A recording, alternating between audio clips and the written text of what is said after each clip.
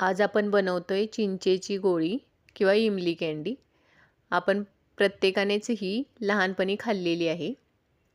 तर आज आपण तीच बनवतोय. इथं मी पाव किलो चिंच घेतलेली आहे. ते आपण गरम पाणी घालून अर्ध्या तासासाठी हे भिजत ठेवून देऊया.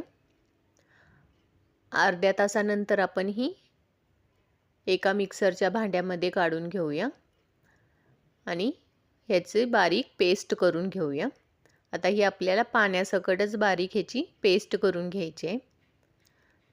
जर जास्तच घट्ट वाटलं तर थोडंसं पाणी भरून घालू शकता.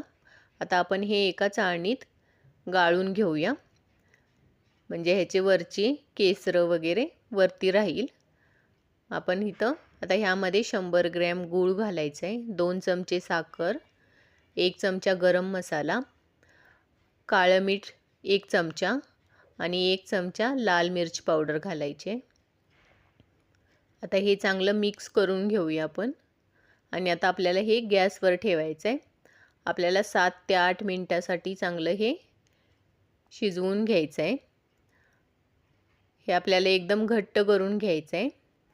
घट्ट झाल्यानंतर आपण हे एका बटर पेपरवर काढून घेऊया आणि हाताला थोडंसं तूप लावून आपण ह्याच्या आपल्या मनाप्रमाणे छोट्या मोठ्या गोळ्या करून घेऊया. आणि आपल्याला आता ह्या गोळ्या अर्ध्या तासासाठी फ्रीजमध्ये ठेवायच्या आहेत.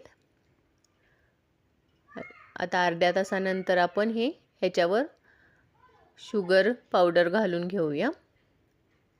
आता आपली कँडी रेडी आहे.